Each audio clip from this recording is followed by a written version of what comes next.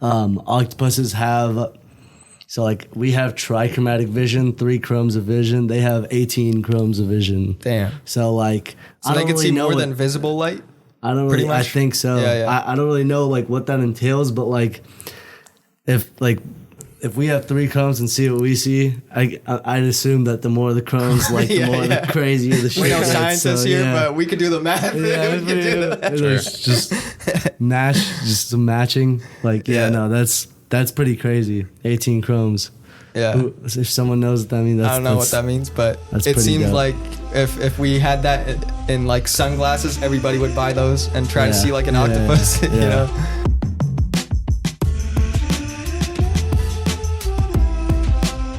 All right, so what happened was we've been recording for 20 minutes and fucking this computer decided to shut off and we lost all the footage, the audio. But we're gonna regroup and it seems like it's working right now, so let's do this. Cool. All right, hello everybody and welcome to the 714 podcast. I'm here with Gaurav and Hritik. What's up? Sorry for the lack of enthusiasm because we just did that shit already. Yeah, that's good, y'all. That's good. Yeah, but we were talking about the metric system and the imperial system. I specifically told you not to bring that up. Okay, you wanted not to bring that up. But my view on the whole issue is that there's no question, there's no argument, and that y'all need to change. We do need to change, right? Yeah. If that's a gradual process, it may be, but like that needs to change. It does need to change, yeah, because it's been, I think I don't know why we did this. 100 years, like since the foundation of the U.S., that's been like the system we've used, and the rest of the world has been using I don't even know which system it is. I actually know the story behind how all of that happened, but I believe it's going to be way too boring. But a more interesting story related to metric and imperial is the Gimli glider, right? The Gimli glider, what is that? If a lot of people who know me know that I like planes a lot, right? I like anything, planes, cars, boats, anything that's mechanical. And this was basically an Air Canada flight, I believe, flying a domestic route and just runs out of fuel. And it was right around the time that Canada switched, switched to the metric system or to the imperial system. That's what I'm thinking. That's what I'm thinking. I don't know which one's metric and which one's imperial. Confuse me. I know. Look that shit up real quick. Look that shit up. See if Jamie, pull that up. Pull that up, Jamie. But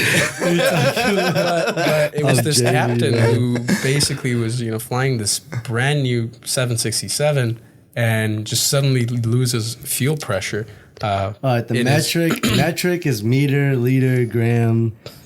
So that's the one that the rest of the world uses. Yeah. And then I was saying imperial earlier, but sorry about that. Imperial is the feet and all that other stuff that we use. Metric, meters. The bullshit, yes. Yeah. I don't know.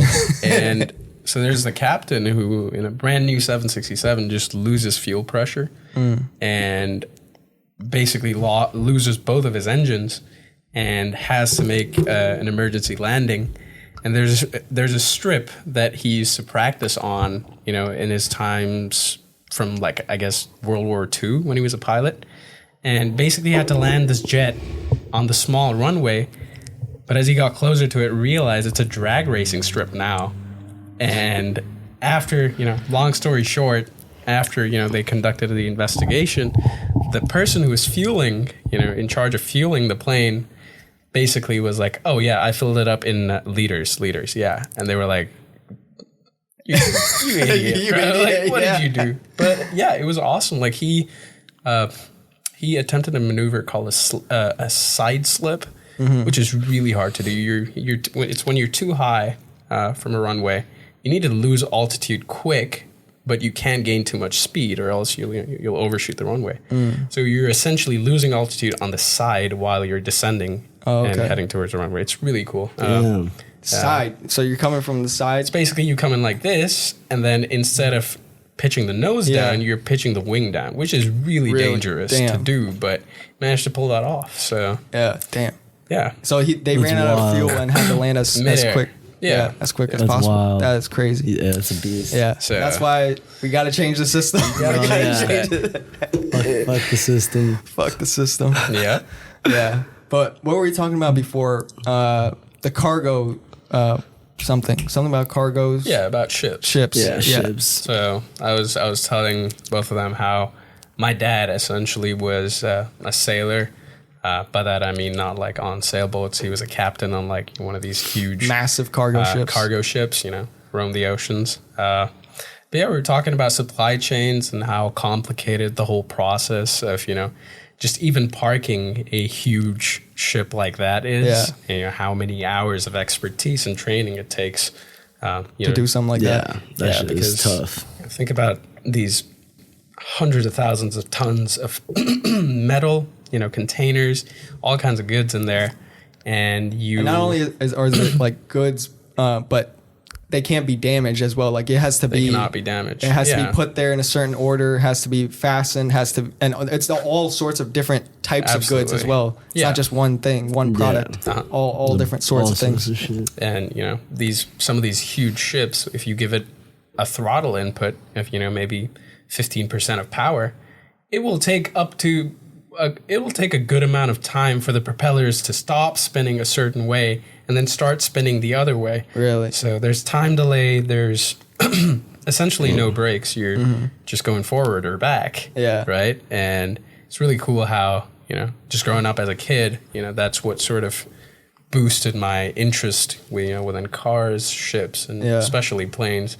It just Did they ship planes on them? Like, were there planes? I haven't seen this, but this was my dad telling me that they had the fuselage. They, I believe it was from France. They, loaded the fuselage of a Boeing 737 on one of these planes, and pretty much it was a car carrier, as I was telling you. These ships that carry thousands of cars, and at one point my dad told me he transported a live forest from Japan. A live forest.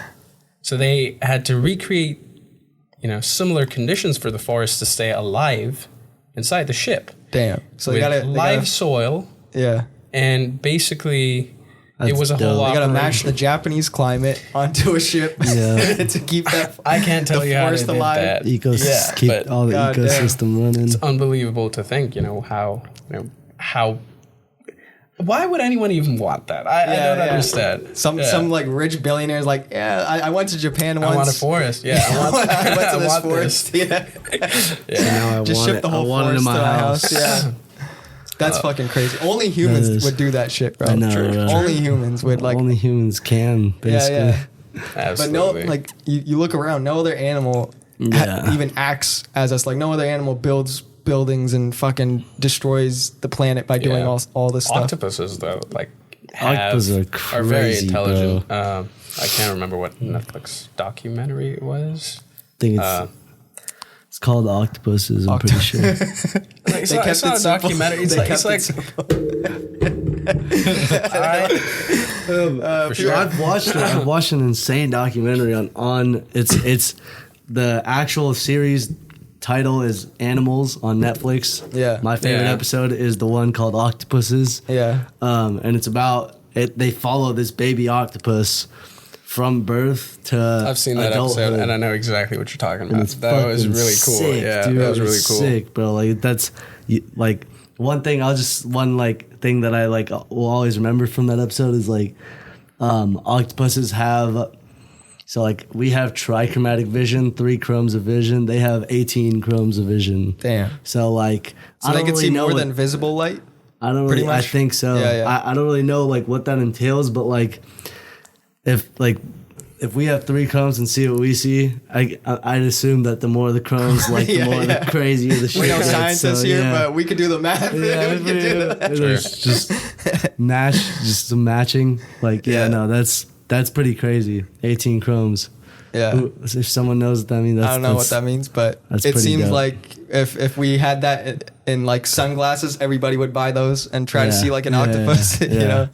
Yeah. That's true. And they have these things, I don't know the vocabulary, but like how they change colors and like even like shape and like rigidity and stuff. Yeah.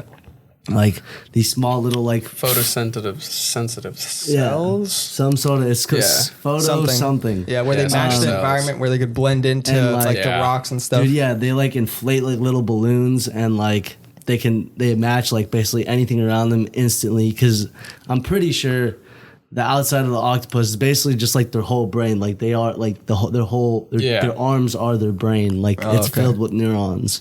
I'm pretty sure. Mm-hmm. So like.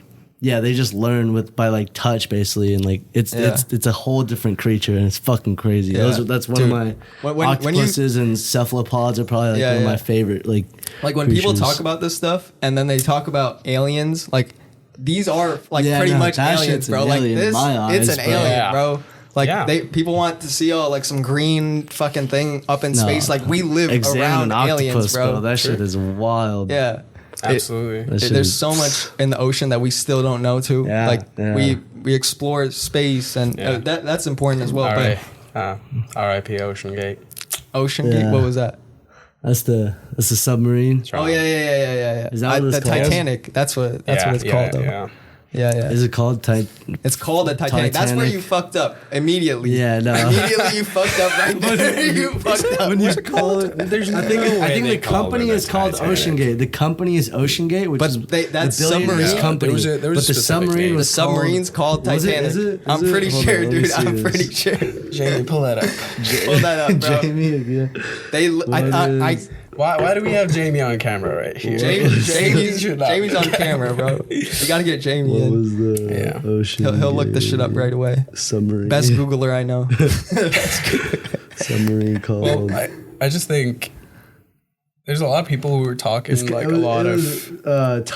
Titan. That's close too enough. That's too close. You're getting fucking. You're getting close. Yeah, bro. That's dangerous. They oh man, that's tough. But the way I've been seeing a lot of TikToks and shit, like the way that it happened, like an implosion, is fucking crazy, bro. Like at that pressure, I saw a TikTok where like. I saw Hank Green. The amount of pressure, I don't know what that is, but Hank Green, he makes all those YouTube videos of like the history lessons. You probably watch course. Yeah. Everybody knows Hank Green. I know. There's a lot of people who went on that wave that these billionaires are so irresponsible. Like, why are we not sending resources to like rescue them and stuff like that? Like, why are we sending resources? Why are we sending resources? These people took on this adventure and there were very clear signs of safety protocols or safety requirements that were not being met. This submarine wasn't certified. But in my opinion, there's two sides to this, right? There are people who historically have pushed the bounds and the limits of like exploration. And this was like a submarine that was in a lot of ways improvised, but still technically advanced. It was a good attempt, but maybe they took a little too much risk. Yeah, maybe a little too ambitious with the goal of the whole project. But at the same time, and that's why I believe anyone who would have been down there, if it was billionaires, researchers, anyone should be saved. At the same time, what I found was really, really upsetting was there was this boat, this migrant boat going to Greece, right?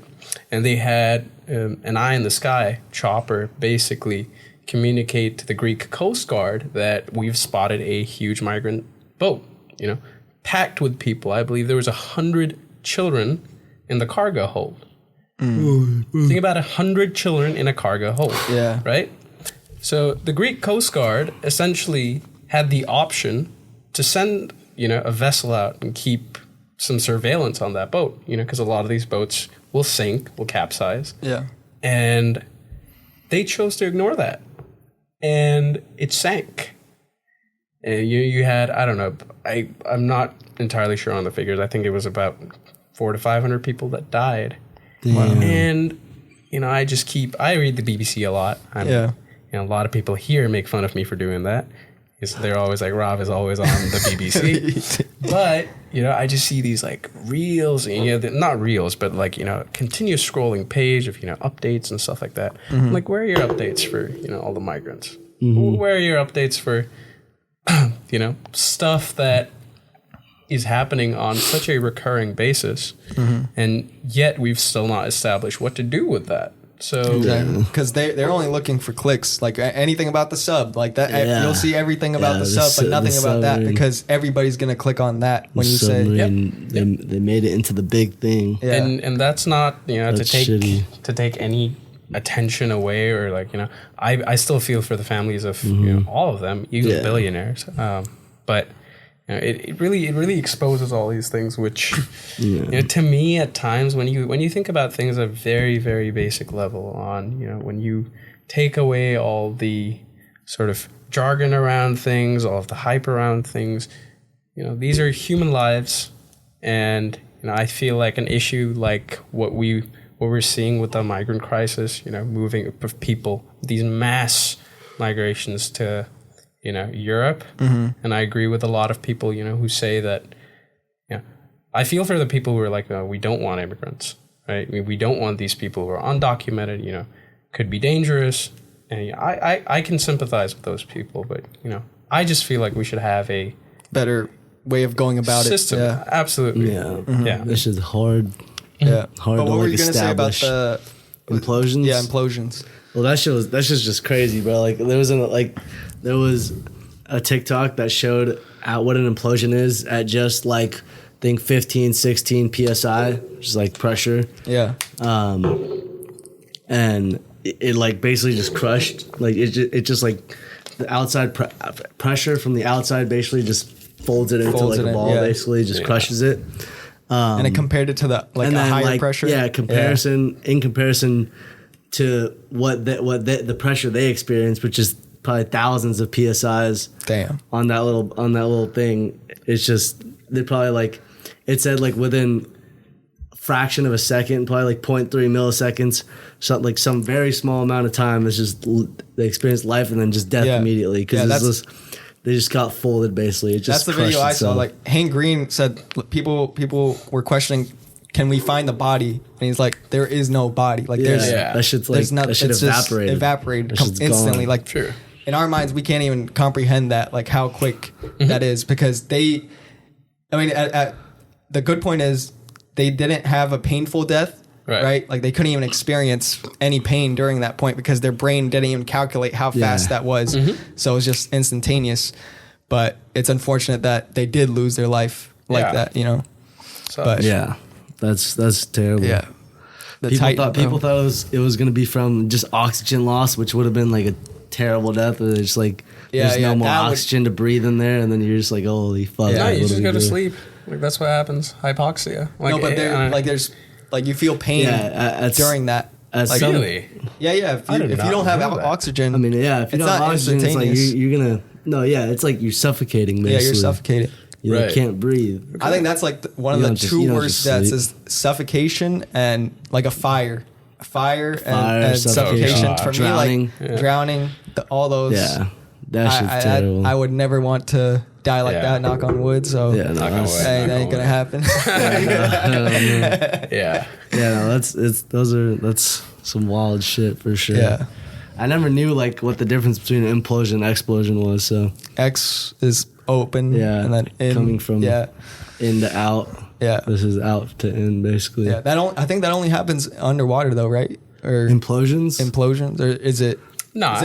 Like it's a vacuum. It's just like when the pressure on the exterior is like larger than the pressure of the object. So like that can happen with like I saw some like guy on TikTok like basically showing like he heated up a Diet Dr. Pepper can or something and then like put it in water. Yeah. And then it just crushed itself because something about like he changed the pressure of the object. And then that basically showing what an implosion is. So no, it doesn't just happen like in water. Yeah. In water. But I'd say the most amount of implosions probably happen in water. Damn. I don't know. I think buildings also go through like implosions. Like implosions is basically when you contain the destruction in a I guess certain sort of area. Yeah. So with an explosion, you have like projectiles flying around everywhere. But like an implosion is you're basically containing that. So for example, you see all these YouTube videos like these buildings just fall into the ground, right? Yeah. And they have like these little explosives around the building. That Yeah, I just know. I saw like one of blow up. this like stadium in like Atlanta, Right. And like it's this massive football stadium. Yeah. And they were like live streaming this shit. Right. I was watching it. Like this is the entertainment in America. Like you put on that shit or like a police chase, everybody's watching that shit. Bro, we were watching a police chase. I was at a bar in Huntington Beach. What? They threw on in that bar. They always have like surf videos, which is cool. One day they're like, "Let's go on a police chase." The whole bar was just focused on that. Everyone was commentating like, "Let's go! He's getting away! He's getting away!" Here's the thing. And then we watched it till the end, bro. That shit was hilarious. I love a good dude. police It's like chase. some lady, bro. Like some old lady. Yeah. She was hilarious, bro. Yeah. Back Police home, chases are fun. back to home in watch. Dubai, like you would never get pulled over. And that's the one thing I see around here. I've never seen a police chase like happen here. And in general, like back home, if they want to give you a speeding fine, they'll catch you on a speed camera. Yeah. Even if you are acting And they'll send like a ticket to your house or it's something. basically do you guys have these things that you put on your car for tolls? Yeah. Right? So it automatically Does every scans car it. have that over there, basically? Yeah, we have like toll cards on every car, but basically you have an app, looking at your status, the status of your vehicle. And every time you renew your registration, you just pay all the fines that you accumulated. So, Damn. yeah. But I've never, ever heard of anyone getting pulled over back in Dubai, except for some of my friends who drive Recklessly?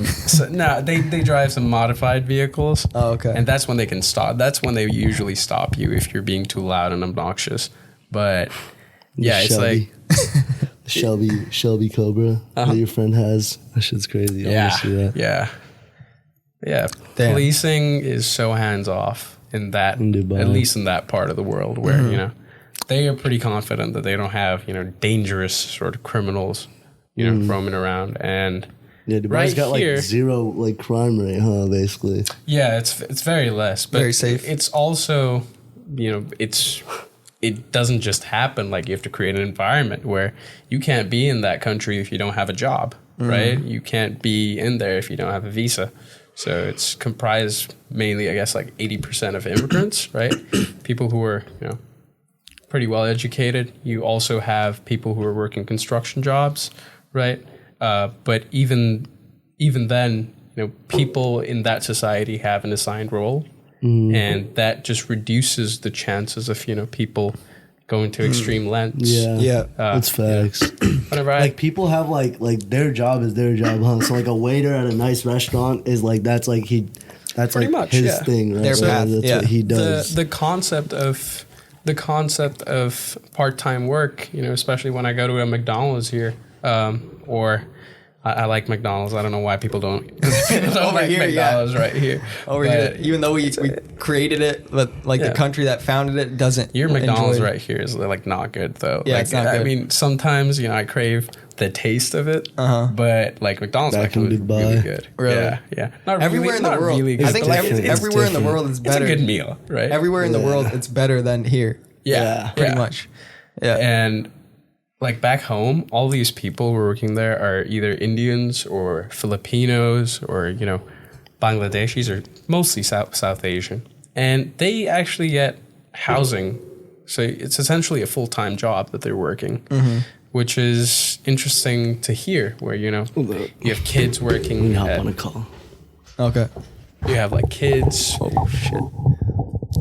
Did you stop the recording again? No. It's going. It's going. Oh, It's well, going. it's going to be a little He's gonna get out of here, I guess. Nah. a little one-on-one session with I'll be back. He'll be back. with Shyam. All right. Okay. Who do you think he's calling? I don't know. We'll see. Probably his parents. Maybe his girl. I don't know. Yeah, that's not happening right now. Yeah. Well, so Shyam, Huh. I've always been wanted to be on your podcast. Yeah. Really interesting stuff. I love the setup. I love everything that you do. Right? Thank you, bro. Thank I you. love the McLaren shirt that you're wearing. Appreciate that, Even man. though I think I chose it out for you because I know you're a fan of F1.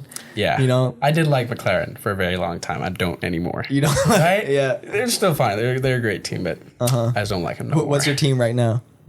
My team's always been Ferrari. Ferrari. Yeah. Okay. It started when my dad pretty much bought me a PSP when I was about 6 years old, maybe 6 or 7. And the first game I played on it was F1 2005. Damn. Right?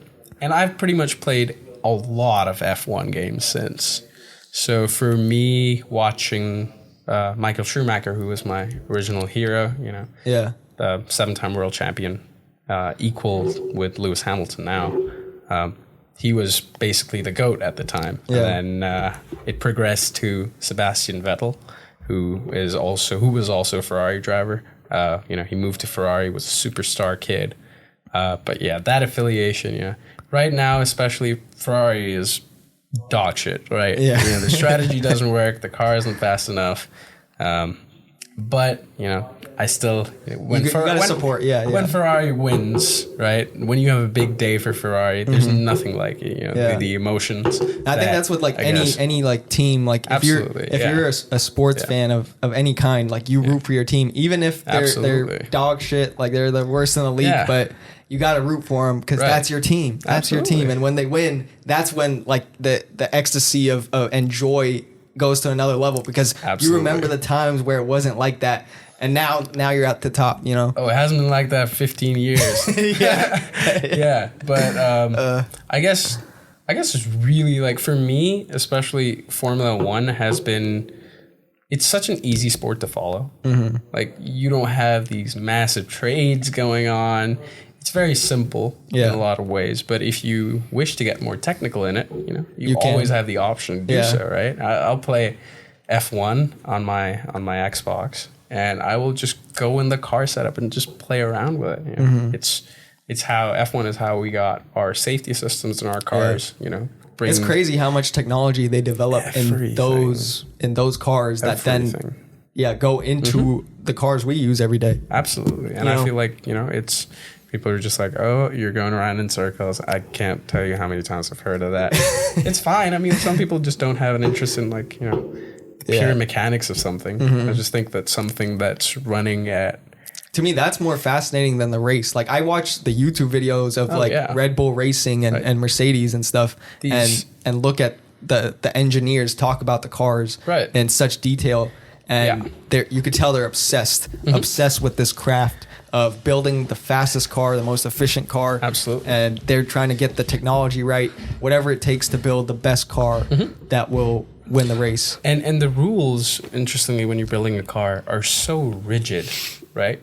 You have these rules that will basically not let you change like 90% of the shit on the car, right? Because it has to be, it has to be the same for each. Like there has to be some rules so that everybody follows along the same Exactly. Same region. There are some design cues that they give you that these are some standard things that you need to have on your car, right? And then that's about 80 to 90% of the car. And then you have that 10 to 15% where there's room for innovation, right?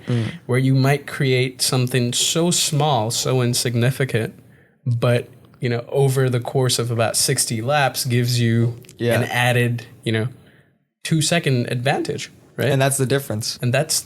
Yeah. As Drive to Survive says, the clock never lies, right? So I just feel like, for me, just learning about the technical capabilities of this car, of these cars, and how much work and planning goes into that. What are you doing, bro? I could hear that shit. Oh, really? Yeah. Okay. All right, just keep going. What was I talking about? The capability of F1 cars. Right. F1 cars. Yeah, it's that something that's they have systems like the kinetic energy recovery system. It's basically you brake, and it uses the heat from the brakes to basically give you more battery power to dispense whenever someone's attacking you. Damn. So you're converting heat energy into kinetic energy within the span of like about 20 to 30 seconds. And you're dispensing that extra power, horsepower, when you're either attacking or defending from someone. That's all happening in that car. That is actively running at about an average speed of about 200 kilometers per hour. It's going way faster and way slower. So damn. That is crazy. The engineering on those things. Yeah, And that's why like gnarly. they're like so secret about it because they don't want anybody else to know about this technology, right? Absolutely. Like if one car Everyone company copies. everyone copies. Everyone copies. And that's a part of the sport. Yeah, so you gotta just be continuously evolving, or else you'll just fall like and just become average like everyone else. Right. Yeah, that is crazy. That is wild. What I was getting at was that how I wanted to know what your sort of motivation or purpose behind Be Change is, right? And this is something I've spoken to you about a couple times, right? The idea of the role that sort of change brings into your life. Yeah. Right.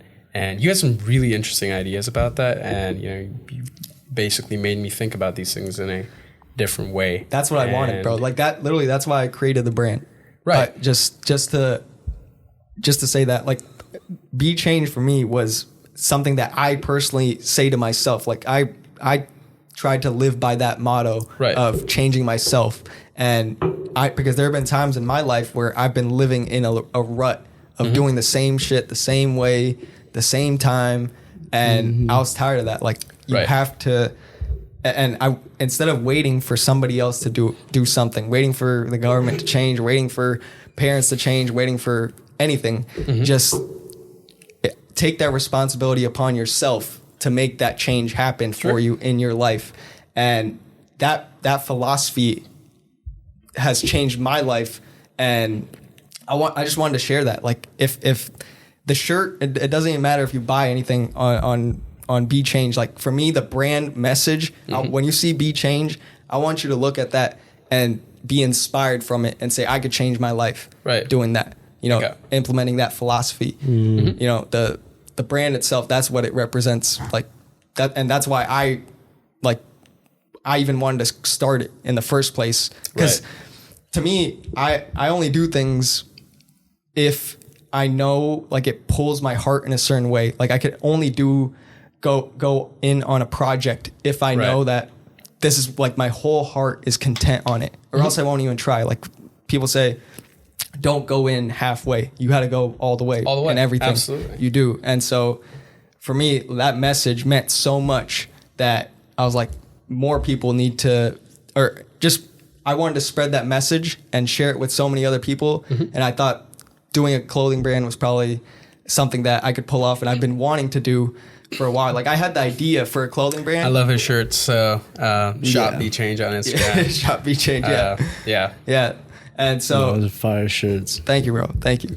Appreciate that. And so I had the idea for a clothing brand years ago, like when I was like maybe 18 or 19 at the time. Right. And so I didn't know what it was going to be. I just had an idea. It would be cool to have a clothing brand, right? And I didn't know how it was going to happen. I didn't know any suppliers. I didn't know anything about clothing, manufacturing, or anything. Right. And one summer, I think it was like during COVID or something, like I had this idea of change. Like that's when I was in a rut of, I think everyone was like, you're just stuck in this house. Absolutely. Like what the fuck am I going to do? And so I had the idea for Be Change, and then I just like kept on working on it. Like that's the thing about an idea is in the beginning, it's always like blurry at best. The vision for it is like, it seems so far away. It seems like impossible in the beginning. Like how the hell am I going to do this? I've never done a clothing brand. I've never made a t-shirt. I've never done anything. Right. And so you keep on thinking about it. And there have been times where I doubted it. Like it was just even like, should I even do it? Like who the fuck's going to buy this shit? Like all that fears. And then I remind myself that's how I felt doing the podcast. That's how I felt doing anything new in my life. And that's how everyone feels in the beginning of any new process is that fear. Like I have friends come up to me and tell me about like, I want to start this business. I want to do this. And then they tell me, and then I'm like, all right, is that it? You just want to do it? Or are you willing to give everything? Because those fears are going to come and you got to battle them. Sure. Like you got to battle those doubts every single day that they appear. And just to interject for a second, I heard a saying by one of these dudes that is basically a mentor to me at my work currently, and what he says was it ties in really well with your brand. It's basically the anxiety of change is the sign of growth to come. Yeah. Right. And as you were saying, is that you put that sort of goal or accomplishment on such a pedestal that looking at it, just even thinking about achieving something like that, deters you from even taking the first step. Yeah. And I feel like that sort of messaging of what you're trying to say, has really changed my outlook on a lot of things in life as well. So, bro, kudos to you for doing that. Thank you, bro. Thank you. That means a lot. Like, that's what I want. Like, you are the reason I do this, you know, is to share that message, because I know I know how powerful it was for me, and I'm like, I can't just have this. Like, I need to share this. Like, it's like my God-given purpose to share this with the world. Absolutely. Because when you sent that to me, like, you're like, I started this brand and stuff. I read through that. I wasn't getting anything, so I read through the whole like website, like in one go. I read everything, the donations, everything. The I'm about like, page, this is awesome. Yeah. Like I told you, like this is awesome. And then like I like started implementing it in my life. I was like, like I need to start working out every day. Like I'm not gonna get in better shape without like me, like changing myself and doing it. So it's inspired me, like a lot. Yeah. My dad is calling me, and what conversation we had is, so it's my brother's birthday, right? And so he wants to go on a dinner like pretty soon, and we started the podcast late, so like might have to wrap it up kind of soon. Okay, we'll wrap it up in a few minutes. I don't know how long we've been going. Because my dad, he's calling me again, so he's fucking pissed that we're not at home, unfortunately. Okay. Yeah, we had the fucking technical difficulty, which kind of screwed off 20 minutes, but short and sweet podcast. Yeah, yes. Unfortunately, we had 20 minutes. I might release that like on some just the audio of the cameras, because this audio is not going to be captured. Okay. But I'm glad you brought that up though. Like Be Change for me has been a like exciting journey, like just to share that message and then see how it impacts you. Like you guys sharing that with me, is the reason I do it. It's been profound on me. And just as like young people, that is something that's so important to understand. At least for myself, I have always been someone who's been really fun. Someone who has kind of been unserious, immature at a lot of times, right? But I also did my due diligence. I'd study, I'd work hard, and for me at this point, I hold myself to a very high standard. I always want myself to excel. Yeah. Right. And for me, I guess my like yourself, I guess my life's calling is I know I can make I will make a decent amount of money. I'll be living comfortably, and I could conform to the bourgeoisie and live out my life in in an American suburb or anywhere around the world. The traditional norm. And nothing against the people that do that. I mean, most people in the world value their family and the people around them. They hold them as their dearest asset. Yeah. And there's nothing wrong with living a lifestyle like that. And I stay far away from my family for months on end, right? And it's given me time to sit and think about what my purpose, being here is. For me, what instead I feel my life's calling is that I want to do something for the prosperity or economic success of the global South. Speaking generally of countries which essentially manufacture or make finished product for the Western world, right? For other countries, but don't see the abundance themselves. Absolutely. Yeah. And what happens is that you have the West basically going into these countries, right? They'll buy your resource pool. They'll basically buy a coal mine, or they'll go buy, textile factory. They'll take the rights of ownership basically to your resources, then employ your people to use those resources and create a product. To then export out, where Louis Vuitton will sell these clothes, bag about 90% of the profit, and give 10%, back to those people. In fact, that whole country, of their product, of their labor, which is being exploited, and That's wild. keep all the profits, Reap the benefits. Yeah. And here's the thing that I realize, is that it's very easy for, kids like us. I mean, we're tremendously privileged. When I talk about myself, and I All of believe us. both of you as well, Yeah. is that we sometimes, forget to put, these facts and figures into perspective. Right? Because we're wrapped up in our own bubble here, like living in California, living in the U.S. You don't California is a different planet. This place is just not real. Like, not real. It's too good. It's too good at times, and it's also horrible at times. Like in terms of things that happen. Not to go there, but yeah, the bubble we're in keeps you from seeing the rest of the world. Yeah. And I mean, we talked. I think today we talked about travel and why that's so important, because you get to see the other perspectives of the world and how most people live, and how it's not like everywhere. It's not like how we're living, and Just appreciate the place where we're at. just talking about the facts, like there's a figure where 900 million people around the world. So that's, 1, 2, 3 people sitting in this room right now. All of us, have our own stories about our lives. We've lived, a lot of years. We've had our struggles and our, happy moments.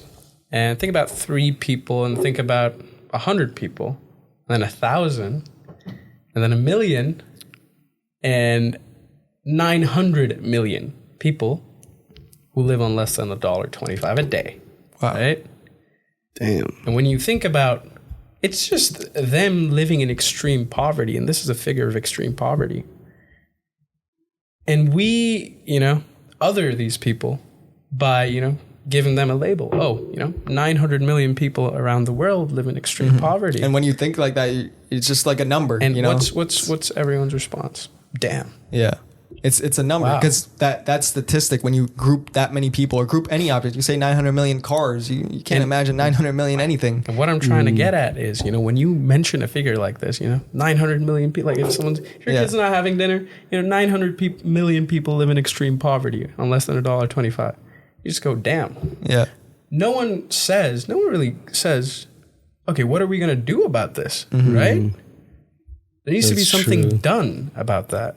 Yeah. And what I believe I want to do is I want to create economic incentives in countries within the global south, where their product can be bought and sold by their own people, right?